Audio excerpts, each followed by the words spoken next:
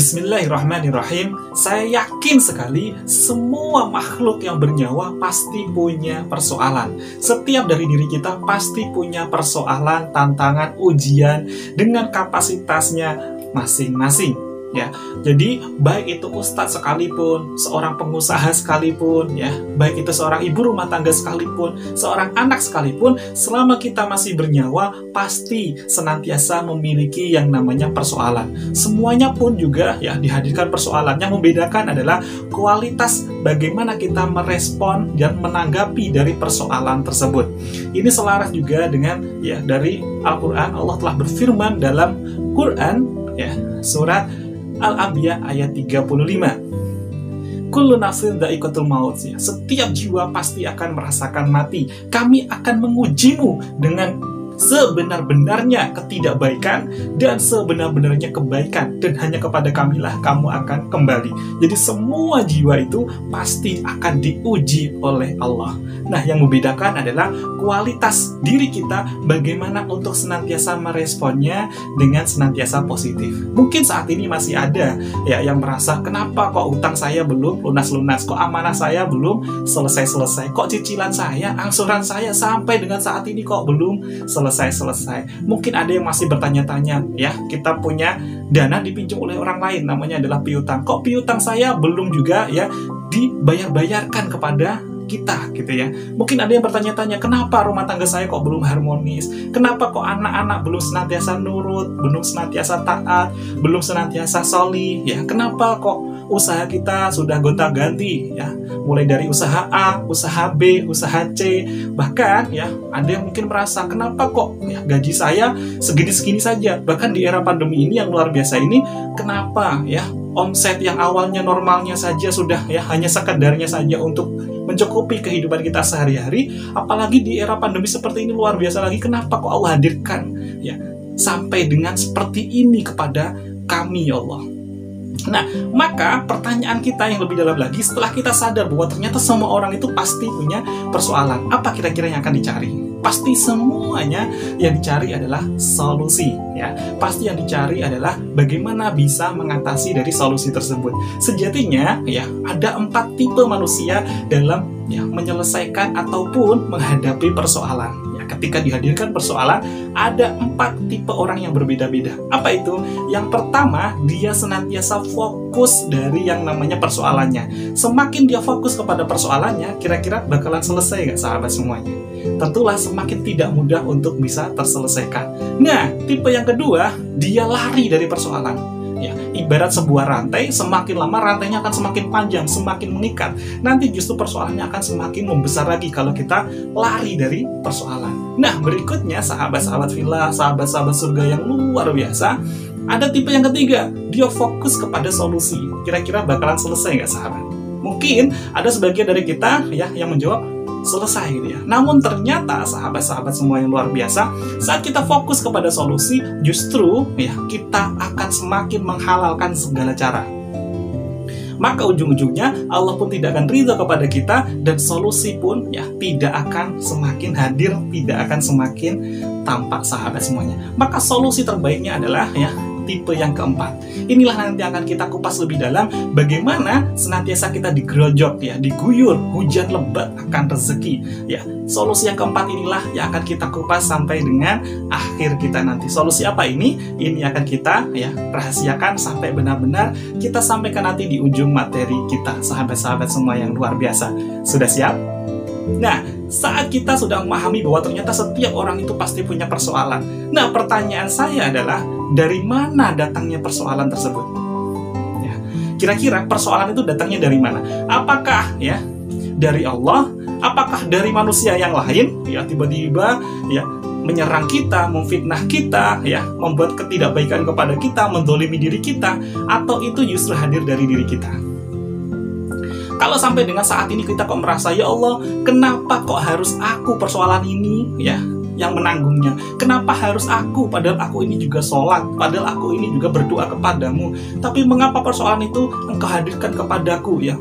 Why me? Gitu. Maka jawab Allah, kenapa tidak? Ya, itu yang engkau prasangkakan, ya, yang itu yang akan terjadi. Ya, sebagaimana ya sesuai dengan hadis qudsi dari Allah Ta'ala yang luar biasa dalam hadis riwayat Muslim, ya, anna 'inda dhanni 'abdi bi, sesungguhnya aku sesuai dengan prasangka hambaku kepadaku. Maka jika kita merasa, ya Allah, kenapa sih kok Allah senantiasa hadirkan ketidakbaikan kepadaku, kenapa bukan orang lain? Maka itu yang akan semakin menimpa kepada kita. Ketidakbaikan akan terus-menerus kepada kita. Ya, mengapa mungkin ada yang sampai dengan saat ini ya masih merasa, ya Allah, kenapa kok doa saya belum senantiasa diijabah? Ya, karena kita senantiasa berprasangka bahwa Allah tidak senantiasa mengijabah doa-doa kita. Ya, tentunya itu yang akan dijabah, bahwa doa kita tidak akan ya senantiasa diijabah oleh Allah. Prasangka kita itulah yang menjadikan doa yang sangat mustajab yang diijabah kepada kita. Bahkan dalam kitab Ihya Ulumuddin ya, karya Imam Ghazali yang sangat luar biasa menyampaikan, saat kita senantiasa protes kepada Allah, saat kita senantiasa mengeluh kepada Allah, di sanalah kita sejatinya sudah tidak beriman kepada Allah, khususnya kepada qadha dan qadarnya Allah, ya, khususnya kepada ketentuan ketetapannya Allah. Saat kita sudah tidak beriman kepada qadha qadarnya Allah, tidak beriman kepada Allah, maka pintu-pintu keberkahan, pintu-pintu kemudahan, pintu-pintu rezeki, pintu-pintu keajaiban akan semakin tertutup, sahabat-sahabat semuanya. Ya, tentunya dalam materi ya perisai rezeki kita pun juga sudah kupas sebelum-sebelumnya. Mungkin sahabat-sahabat ada yang sudah mendengar ya dari audio Ustaz Nasrullah ataupun pernah ikut seminar, kajian, private training kita ya, bahwasanya ada 3 tingkatan keajaiban. Apa itu? Yang pertama disebut dengan namanya mukjizat, keajaiban yang hanya diperuntukkan untuk ya para nabi yang terpilih, tidak semua nabi dapatkan itu. Yang kedua, keajaiban untuk para aulia, disebut dengan namanya karomah ya, ini hanya untuk para wali Allah yang sangat luar biasa. Nah, yang ketiga masih ada jatah buat kita. Apa itu? Disebut dengan namanya ma'unah, yakni keajaiban-keajaiban yang diperuntukkan yang dalam kitab Hikam karya Ibnu Athaillah sampaikan ya. Syarat dari ma'unah ini adalah orang-orang yang senantiasa beriman dan beramal solih. Maka kalau kita sudah protes, sudah mengeluh, dianggap kita sudah tidak beriman kepada Allah, maka ma'unah ini akan semakin tertutup, sahabat-sahabat semuanya. Maka sejatinya dari mana ya asal muasal persoalan itu hadir kepada kita? Nah, jawabannya ada di dalam Quran surat An-Nisa ayat 79. Apa itu? A'udzubillahi minasyaitonirrajim. Bismillahirrahmanirrahim. Ma ashabaka min hasanatin faminallah wa ma ashabaka min sayyi'atin famin nafsik ya.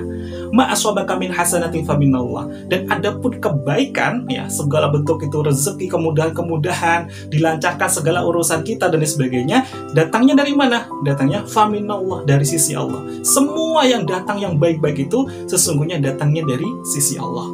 Wa ma ashabaka min sayyi'atin famin nafsik. Dan adapun ketidakbaikan, sayyi'atin ya, sayyi'atin itu adalah musibah, ketidakbaikan, utang belum lunas-lunas ya, amanah belum selesai-selesai, cicilan belum lunas-lunas, piutang belum terbayar-bayar, anak belum ya taat, belum sholih, rumah tangga belum harmonis dan lain sebagainya. Semua bentuk persoalan itu datangnya dari mana? Sayyi'atin, datangnya dari famin nafsik. Sesungguhnya ternyata datangnya dari diri kita sendiri. Maka kunci pertama agar senantiasa kita bisa merasakan dan diizinkan oleh Allah merasakan namanya hujan lebat rezeki, kunci yang pertama adalah mari senantiasa perbaiki tauhid kita, perbaiki keimanan kita, senantiasa kita berprasangka yang baik kepada Allah untuk senantiasa husnudzon kepada Allah. Maka apapun yang Allah hadirkan kepada kita, kita harus senantiasa ridho terlebih dahulu agar Allah akan meridhoi kita. Ini sebagaimana dalam Quran surat Al-Fajr ya, ayat 27 sampai dengan akhir. Apa itu? Inilah kunci dihadirkannya hujan ya lebat rezeki yang pertama ya. Ada rumusnya. Rumusnya apa itu? Ya, dalam Quran surat Al-Fajr ayat 27 ya disampaikan, ya ayatuhan nafsul mutmainnah, wahai jiwa-jiwa yang tenang ya. Nafsul mutmainnah, jiwa-jiwa yang tenang. Irji'i ila rabbiki radiyatan mardiyah ya. Kembalilah kepada Rabbmu, kembalilah kepada Tuhanmu dengan radiyatan mardiyah. Rumusnya adalah radiyatan mardiyah, dengan hati yang penuh ridho. Dan berikutnya lagi diridhoi olehnya, radiyatan mardiyah. Kita harus ridho dulu kepada apa yang Allah hadirkan kepada kita ya, maka Allah akan meridhoi kita. Bukan terbalik rumusnya, bukan mardiyatan radiyah, tapi radiyatan mardiyah. Agar Allah ridho kepada kita, kita harus ridho dulu terhadap apa-apa yang sudah Allah hadirkan kepada kita. Bukan justru kita malah semakin protes, bukan kita justru semakin sambat, mengeluh, dan lain sebagainya. Maka mari sahabat-sahabat semuanya, kita harus ridho dulu terhadap ketentuan-ketetapannya Allah ya. Kita harus berprasangka yang baik terlebih dahulu terhadap persoalan yang Allah hadirkan kepada kita. Maka selanjutnya fadkhuli fi ibadi. Maka Allah langsung minta kita langsung untuk apa? Masuk ke dalam barisan golongan hamba-hambanya. Berikutnya wadkhuli ya fi ibadi wadkhuli jannati ya. Fadkhuli fi ibadi wadkhuli jannati. Maka masuklah bersama golongan-golongan hambaku dan masuklah ke dalam surgaku. Allah langsung yang meminta kita untuk langsung masuk ke dalam surganya. Dan surga di sini bukan hanya surga yang ada di akhirat, tapi juga surga sebelum surga yang sesungguhnya. Apa itu? Rumah tangga semakin harmonis ya, hati penuh kelapangan hati, senantiasa sabar, syukur ya, nikmat dalam beribadah dan lain sebagainya. Inilah kunci pertama agar kita senantiasa dihadirkan hujan lebat rezeki. Nah, selanjutnya kita akan kupas kunci yang kedua, sahabat semuanya. Sudah siap? Berikutnya sahabat-sahabat villa, sahabat-sahabat surga yang luar biasa, kunci yang kedua agar senantiasa Allah mudahkan gerojokan rezeki, hujan lebat rezeki kepada kita semuanya. Mari senantiasa sahabat-sahabat sadari bahwa Allah sejatinya sudah jamin rezeki setiap makhluknya. Ini ada dalam Quran surat Hud ayat 6 ya. A'udzubillahi minasyaitonirrajim. Bismillahirrahmanirrahim. Wa ma min dabbatin fil ardi illa 'ala Allahi rizquha wa ya'lamu mustaqarraha wa mustawda'aha. Ya, Masya Allah. Dan tidak ada satupun makhluk ya yang tidak dijamin ya, dan tidak ada satupun makhluk hidup yang bernyawa yang tidak dijamin oleh Allah rezekinya, dan Allah tahu ya di mana tempat persembunyiannya dan tempat persimpanannya. Masya Allah. Jadi sejatinya makhluk yang bernyawa siapapun itu, bukan hanya manusia, semut saja itu sudah dijamin oleh Allah rezekinya, apalagi kita manusia yang dibekali akal oleh Allah Ta'ala. Maka sadari sejatinya Allah senantiasa hadirkan rezeki kepada hambanya ini luar biasa dan senantiasa dijamin kepada kita. Sejatinya sahabat-sahabat villa, sahabat-sahabat surga yang luar biasa ya, dengan kita benar-benar beriman kepada ayat Allah yang luar biasa ini, Quran surat Hud ayat 6 ini, bahwa Allah senantiasa jamin rezeki setiap makhluknya, maka kita akan senantiasa semakin lapang ya. Semakin kuat iman kita terhadap ayat ini, kita akan semakin tenang ya. Mau kita ikhtiar apapun, Allah akan senantiasa sudah jamin rezeki kita. Tugas kita adalah senantiasa ikhtiar. Mungkin kita ikhtiarnya lewat perantara A, namun ya sejatinya bisa jadi Allah hadirkan solusinya, hadirkan rezekinya melalui perantara B ataupun C, meskipun kita ikhtiarnya A. Bagi orang-orang yang senantiasa fokus ya kepada solusi, dia akan menghalalkan segala cara. Pokoknya saya sudah ikhtiar A, saya harus dapatnya dari A. Semakin kita paksakan ini, kita akan mudah sekali dalam tanda kutip akan frustasi, akan kecewa manakala tidak kita bisa meraihnya. Padahal Allah sudah siapkan lewat pintu-pintu rezeki yang lainnya. Maka ya ada guru saya yang menyampaikan ya, luar biasa sekali ya. Apa itu? Sesungguhnya kita ini ya seringkali menghina Allah ya, dalam tanda kutip menghina Allah. Menghina Allah bukan dengan membakar Al-Quran, bukan dengan menginjak-injak Al-Quran. Kadang kita tidak yakin saja besok bisa makan apa saja, kita ini sudah tidak beriman kepada ayat Allah yang ini. Kita tidak yakin besok bisa makan apa ya, pakai apa ya, dana sudah nggak ada ya. Kita nggak yakin kepada Allah yang maha memberi rezeki, khair rezekin, maka kita sudah tidak beriman dengan ayat ini, tidak beriman kepada ayat Allah yang luar biasa ini. Maka pintu-pintu keberkahan kita akan semakin tertutup. Maka kunci yang kedua, senantiasa sadari dan imani bahwa Allah senantiasa jamin rezeki setiap makhluknya. Lantas, jika Allah sudah jamin rezeki setiap makhluknya, sejatinya seberapa besar sih jaminan rezeki itu kepada makhluknya? Nah, ini kunci jawabannya ada di dalam Quran surat An-Nur ayat 55. Wa'adallahu alladhina amanu minkum la yastahlifannahum fil ard kama stahlafal ladzina min qablihim.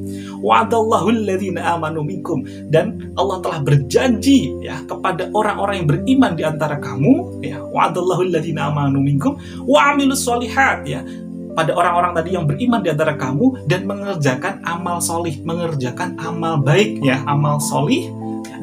maka dia akan senantiasa berkuasa di muka bumi sebagaimana orang-orang yang berkuasa sebelum kamu. Maka sejatinya Allah akan wariskan bumi dan seluruh isinya ini kepada siapa? Kepada hamba-hambanya senantiasa beriman dan beramal solih. Maka jaminan rezeki ini pasti akan senantiasa diguyur, digerojok hujan lebat terhadap rezeki. Maka sejatinya sahabat-sahabat semuanya, rezeki itu sudah Allah jamin, Allah gerojokkan itu limpahnya luar biasa kepada para hambanya. Ibarat kita ini manusia ini adalah ibarat sebuah gelas dan gerojokan rezeki itu seperti hujan yang sangat lebat, bahkan mungkin ada juga yang bukan bentuknya hujan lebat, mungkin seperti teko digerojokin. Namun yang terjadi jika gelas kita ini kita pasang tutup, kira-kira gimana? Airnya bakalan bisa masuk tidak kepada gelas kita? Tentunya kalau ini kita tutup, airnya tidak akan masuk kepada kita, sahabat-sahabat semuanya.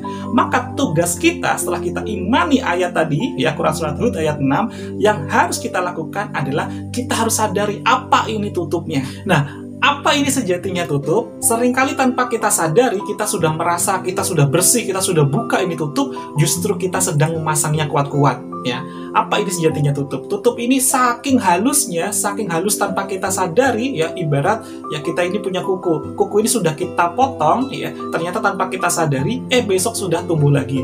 Seperti rumput yang ada di halaman sudah kita cabut tanpa kita sadari, tiba-tiba muncul lagi, sudah tumbuh lagi. Seperti ibarat rambut yang sudah kita potong tanpa kita sadari, sudah tumbuh lagi. Maka saking halusnya tanpa kita sadari, justru kita pasang namanya tutup dari gerojokan rezeki ini. Inilah disebut dengan namanya perisai rezeki. Nah, apa sejatinya perisai rezeki itu? Saking halusnya, saking banyaknya, tanpa kita sadari kita telah melakukannya. Maka kunci masih di kunci yang kedua ini, kita harus menyadari setelah kita tadi senantiasa berprasangka yang baik kepada Allah, senantiasa ridho atas ketetapannya Allah. Yang kunci yang pertama, yang kedua, kita semakin yakin dan beriman bahwa Allah senantiasa jamin rezeki setiap makhluknya. Maka berikutnya tugas kita adalah kita harus menyadari bahwa bukan karena Allah nggak inginkan kasih rezeki kepada kita, tapi Allah sudah kirimkan rezeki, kita yang lagi memasangnya. Maka kita akan semakin berprasangka yang positif kepada Allah. Nah, apa ini tutup ini? Saking banyaknya tanpa kita sadari, kita sering kali memasangnya. Salah satunya saja pernahkah sahabat-sahabat filah memiliki dalam hatinya, secuil saja dalam hatinya, kita dongkol dengan orang lain, kita benci dengan orang lain, kita marah dengan orang lain, pernahkah itu sahabat? Saat kita tidak senantiasa menjaga hati ini yang Allah amanahkan, Allah titipkan kepada kita ini, karena sesungguhnya hati ini bukan milik kita. Coba sahabat semuanya, silakan diangkat tangannya, pegang hidungnya. Hidung ini kira-kira milik siapa? Tentulah hidung ini ternyata bukan milik kita. Hidung ini adalah milik Allah Ta'ala. Jika yang melekat dalam diri kita saja ternyata bukan milik kita, semuanya adalah titipan dari Allah yang nanti akan dimintai pertanggungjawabannya nanti di Yaumil Mizan oleh Allah Ta'ala. Maka yang ada di luar diri kita pun ternyata juga bukan milik kita. Semuanya adalah titipan dari Allah Ta'ala. Maka kembali lagi sahabat semuanya, saat kita masih punya dendam, dengki, dongkol dengan orang lain, maka yang terjadi disitulah kita tidak amanah menjaga titipannya Allah yang berupa hati untuk senantiasa bersih, senantiasa qalbun salim. Kalau kita senantiasa kita nodai dengan perasaan-perasaan yang tidak positif tadi, berarti kita sudah pasang nih perisai rezeki yang kuat-kuat. Seringkali kita juga mencari surga jauh di luar sana tanpa menyadari bahwa ada surga di rumah kita. Maka cek, jika selama ini usaha kita belum lancar-lancar, bisnis kita belum senantiasa dimudahkan oleh Allah, cek ada nggak orang-orang yang dalam satu rumah kita yang masih belum ridho terhadap kita. Mungkin masih ada tetesan air matanya karena kelakuan kita. Cek lagi, apakah pasangan kita, apakah anak-anak kita. Maka mari sadari sahabat-sahabat semuanya. Pernahkah sahabat dititipi oleh benda, oleh orang lain, oleh tangga kita? Mungkin berupa mobil, berupa motor, berupa laptop, ataupun gadget. Saat kita dititipi itu, kita pasti apa? Karena itu adalah amanah, kita akan jaganya baik-baik Sampai ada anak kita mau mendekat saja, khawatirnya lecet kita sampai jaga. Jangan nih, jangan nak, ini bukan milik kita. Kita jaganya luar biasa. Maka sekarang kita cek nih, anak kita ini ternyata bukanlah milik kita. Anak ini adalah amanah dari Allah, miliknya Allah. Kita harus senantiasa menjaganya. Namun, apakah kita juga menjaga amanah ini sebaik dengan kita menjaga amanah dari makhluk Allah?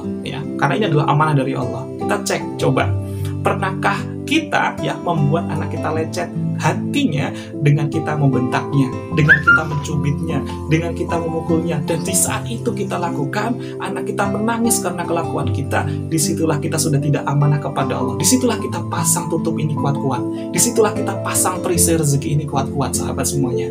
Jadi perisai rezeki tidak harus kita yang jauh, belum besar-besar, ya kesalahan-kesalahan yang besar-besar di luar sana. Sejatinya banyak sekali ya, ada surga-surga di rumah kita ya, yang manakala kita senantiasa lepas nih perisai rezeki, kita raih ridhonya pasangan kita raih ridhonya anak kita raih ridhonya kedua orang tua kita. Disitulah kita akan ya menjadikan rumah kita benar-benar baiti janati ya. Masya Allah, inilah sejatinya perisai rezeki. Saking halusnya, tanpa kita sadari, kita sudah merasa bersih sekalipun, ternyata apa? Itu kita pasang perisai rezeki yang terkuat. Apa itu perisai rezeki yang terkuat? Ya, perisai rezeki yang terkuat ya, sebagaimana dalam sejarah ya umat manusia yang luar biasa, ada Nabi Adam, ada iblis ya. Mengapa iblis dinaskan tidak akan masuk surga selama-lamanya? Ya, karena dalam hatinya ada yang namanya kibrun. Ya, kibrun itu adalah penonjolan diri, sombong. Saat kita merasa bahwa kita ini paling bersih, disitulah kita beda tipis dengan iblis. Ya, dengan apa? Penonjolan diri kita. Maka dalam hadis riwayat yang Bukhari sampaikan, la yadkhulul jannah, tidak akan masuk surga, tidak akan merasakan kebahagiaan ya, mangkana fi qalbihi, yang di dalam hatinya ya, mangkana fi qalbihi, yang di dalam hatinya misqalun dzarratun min kibrin ya, ada secuil ya, seberat biji zarah yang sangat tipis, ada energi dalam dirinya ya, dalam hatinya itu seberat biji zarah kibrin, penonjolan diri, sombong. Saat kita merasa kita paling bersih, di situ kita ternyata apa? Munculkan kibrun tadi, di situ kita pasang perisai rezeki yang sangat kuat sekali. Masya Allah, naudzubillah min dzalik. Maka hati-hati sekali. Padahal jelas dalam hadis riwayat Muslim disampaikan, kullu bani adamun khata'un wa khairul khata'ina tawwabun. Semua bani Adam itu pasti punya salah, dan sebaik-baik yang punya salah adalah senantiasa mensucikan diri, membersihkan diri, senantiasa bertaubat kepada Allah Ta'ala. Maka kuncinya adalah sebagaimana dalam hadis riwayat ya Ibnu Majah, seorang manusia kerap kali terhalang dari rezekinya, ini penghalangnya disebabkan oleh dosa yang dilakukannya. Dalam hadis riwayat Ibnu Majah, kerap kali seorang manusia terhalang rezekinya disebabkan oleh dosa yang dilakukannya. Inilah disebut dengan perisai rezeki. Maka langkah yang ketiga, kita harus sadari apa ini tutup yang kita pasang sendiri, dan kita sadar betul apa saja perisai rezeki kita. Kita list, coba mari sahabat-sahabat semuanya, di materi kita agar senantiasa Allah turunkan hujan lebat rezeki kepada kita, list 5 orang saja, orang-orang yang pernah kita dolimi dan orang-orang yang pernah mendolimi kita. Coba ya, di list terlebih dahulu untuk tugas materi kita yang pertama ini ya, silakan untuk di list terlebih dahulu. Kita akan rilis nanti di sesi berikutnya, kita akan rilis bersama-sama. Nah, selanjutnya sahabat, kita ya akan pelajari tentang pola ya, 3 pola keajaiban para nabi, para aulia ya, yang sangat luar biasa, senantiasa akan memudahkan langkah kita untuk merasakan yang namanya hujan lebat rezeki, hujan lebat kenikmatan yang Allah hadirkan kepada kita semuanya. Sudah siap sahabat? Sebelum kita belajar tentang 3 pola rahasia keajaiban dari para nabi, para aulia, dan lain sebagainya, mohon izin sahabat semuanya, kita harus perdalam lagi tentang tugas tadi ya sahabat semuanya. 5 orang tadi, mari cek, ada nggak orang-orang yang tersakiti hatinya karena keberadaan kita? Mungkin ada ya, ayah kita, ada ibu kita, yang sepanjang hidupnya pernah ya kita menjumpai meneteskan air matanya karena kelakuan kita. Berarti disitulah kita ya, ada perisai rezeki yang luar biasa. Silakan di list terlebih dahulu sahabat, dan cek pula, pernahkah kita ya melihat ayah kita ya marah dengan kita, mungkin di saat itu kita pernah mendebatnya dan lain sebagainya, maka disitulah ada secuil ketidakridhoan dari ayah kita, dari ibu kita, maka disitu pula Allah pun juga tidak ridho untuk melancarkan rezekinya kepada kita. Maka fokus kita ya di kunci rahasia ini, yang ketiga ini, mari senantiasa kita list terlebih dahulu, baru nanti kita akan rilis bersama-sama sahabat semuanya. Baru kita akan benar-benar mencari solusi bagaimana setelah kita menyadari tutup tadi, kita buka bersama-sama sahabat. Tentunya dengan berjamaah kita akan semakin kuat lagi, kita akan semakin istiqomah untuk senantiasa semakin dekat, semakin taat untuk bersama-sama menjadi sahabat seperjalanan untuk menuju kembali kepadanya. Amin, Allahumma amin. Baik sahabat-sahabat semuanya, sebagai pengantar dari kunci kita yang keempat ini ya, untuk membuka ini, untuk menyadari ada 3 pola keajaiban dari para nabi, para aulia. Mari sahabat-sahabat semuanya ya, mungkin ada terus lantas bagaimana jika kami ternyata sangat banyak yang melebihi 5 ini. Maka ya kita harus buka terlebih dahulu firman Allah yang sangat luar biasa dalam Quran Surat Nuh ayat 10 sampai dengan 13 ya. Faqultu astaghfiru rabbakum innahu kana ghafara. Maka aku katakan kepada mereka, mohonlah ampun kepada Tuhanmu, sesungguhnya Dia Maha Pengampun. Masya Allah. Maka kunci sejatinya untuk kita nanti setelah kita menyadari ini, kita benar-benar ya kembalikan semuanya kepada Allah. Nah, maka kunci sejatinya tadi ya, ada 4 pola orang agar nanti ya gerojok rezeki saat menghadapi persoalan tadi. Yang pertama adalah senantiasa ya lari dari persoalan, dia fokus kepada persoalan, dia fokus kepada solusi. Maka yang keempat adalah fokus untuk kembalikan semuanya kepada Allah. Karena ya segala kunci, segala solusi semuanya adanya hanya ada pada diri Allah Ta'ala. Maka faqultu astaghfiru rabbakum innahu kana ghafara. Maka mohonlah ampun kepada Tuhanmu, sesungguhnya Dia Maha Pengampun. Maka apa setelah yang terjadi saat kita benar-benar mohon ampun kepada Allah? Ya, dengan benar-benar memahami hakikat dari istighfar ya. Ada 4 hakikat istighfar. Jadi kalau sekedar kita ya beristighfar saja lewat lisan tapi tidak disertai dengan memahami makna dari 4 hakikat istighfar, maka ya justru ini tidak akan terjadi. Maka ini bukanlah sebuah pembersihan, pembukaan perisai rezeki ini dengan sungguh-sungguh. Apa itu 4 hakikat istighfar? Yang pertama ya, kita benar-benar menyadari bahwa kita ini punya salah. Yang kedua, benar-benar dengan tulus ya, kita mengenalkan diri kita lepaskan kemelekatan kita ini bukan siapa-siapa tanpa Allah. Kita mohon ampun sebenar-benarnya kepada Allah Ta'ala. Berikutnya, yang ketiga ya, kita komit untuk tidak akan mengulanginya lagi ya. Yang keempat, kita jadikan pelajaran kesalahan-kesalahan kita sebelumnya dan timpa dengan amalan-amalan yang soleh. Maka janji Allah, hujan lebat ini akan hadir kepada kita. Yursilis sama'alaikum midrara. Maka aku akan turunkan kepadamu dengan hujan yang sangat lebat. Apa ini hujan ini? Hujan inilah hujan rahmat. Hujan inilah hujan rezeki yang sangat luar biasa, solusi dari semua persoalan. Wa yudhikum bi amwalin ya. Dan kami akan memperbanyak untukmu harta-harta. Wa yudhikum bi amwalin wa banin, dan kami akan memperbanyak untukmu ya anak-anak. Wa ja'alakum jannat wa ja'alakum anhara, dan kami akan perbanyak untukmu kebun-kebun yang dalamnya sudah diairi oleh sungai-sungai. Malakum la tarjuna lillahi wa qara. Lantas mengapa kamu masih belum percaya, belum takut akan kebesaran dari Allah Ta'ala? Kebanyakan dari kita belum percaya akan ayat Allah yang sangat luar biasa ini. Kuncinya ternyata 3 pola keajaiban dari para nabi ini ternyata ya sama sahabat semuanya. Polanya sama ya, sebagaimana dalam Quran Surat Nuh ayat 10 sampai dengan 13 ini. Apa ini? Ada 3 fase kehidupan manusia. Ya, fase pertama adalah fase disebut dengan namanya fase fitrah atau fase firdaus. Ya, sejatinya Allah hadirkan manusia, ciptakan manusia itu hidupnya penuh dengan mulia dan bahagia. Apapun yang diinginkan pasti senantiasa ya diijabah oleh Allah. Kita pengen apapun Allah langsung kasih ya, sebagaimana dalam Quran Surat Al-Baqarah ayat 35 bahwa Allah perintahkan Nabi Adam pertama kali dalam surga untuk apa? Uskun anta wa zaujukal jannah ya.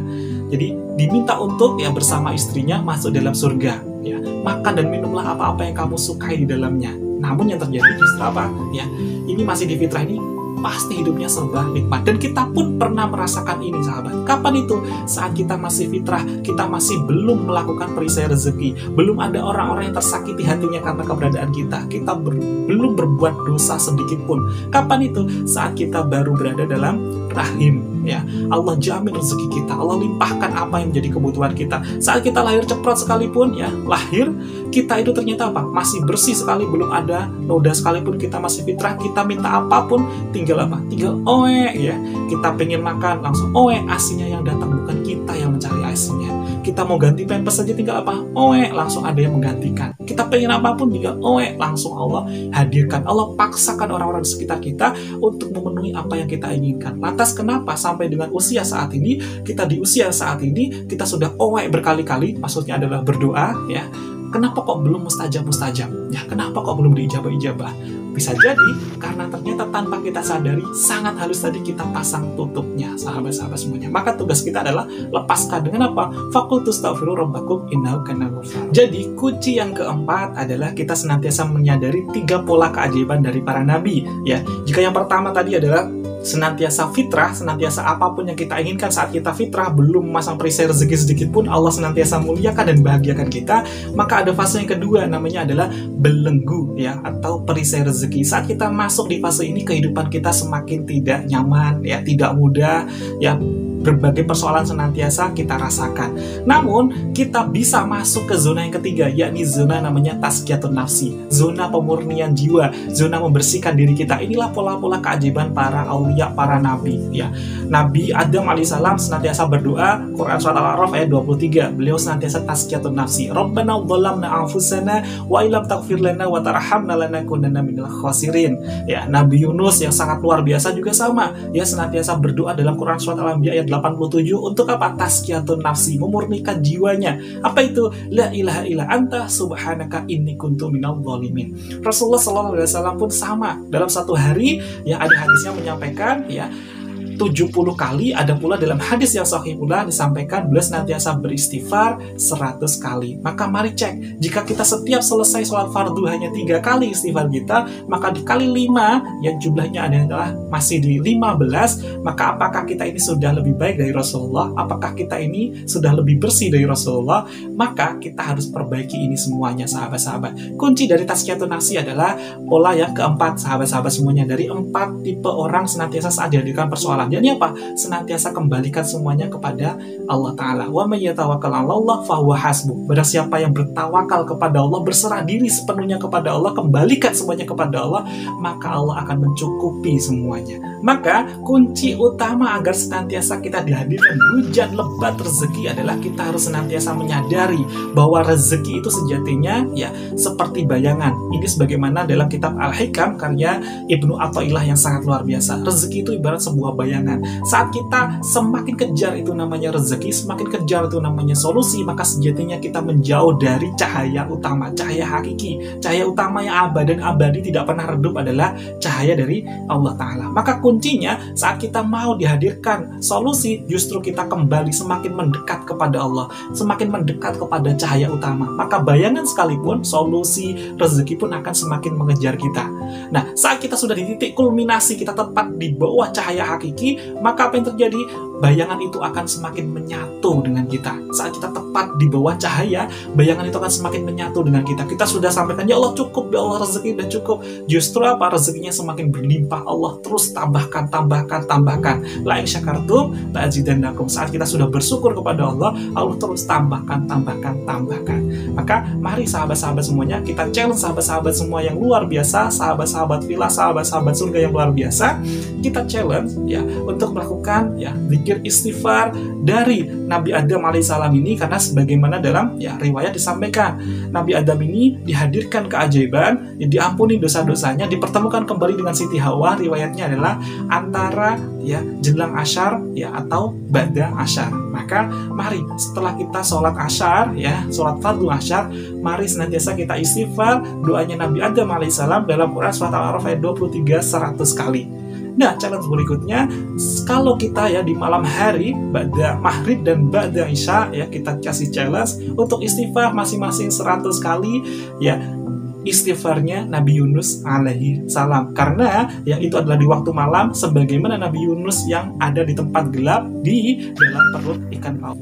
Maka biidznillah dengan kita justru fokus memperbaiki apa yang ada dalam diri kita, kita fokus senantiasa tazkiyatun nafsi, justru ajaibnya Allah akan senantiasa memperbaiki apa-apa yang ada di luar diri kita, ya, apa-apa yang ada di luar kendali kita. Maka ajaib, semakin ajaib justru akan senantiasa Allah hadirkan sebagai bonus manakala kita semakin dekat, kita semakin taat, semakin mesra hubungan kita kepada Allah Ta'ala.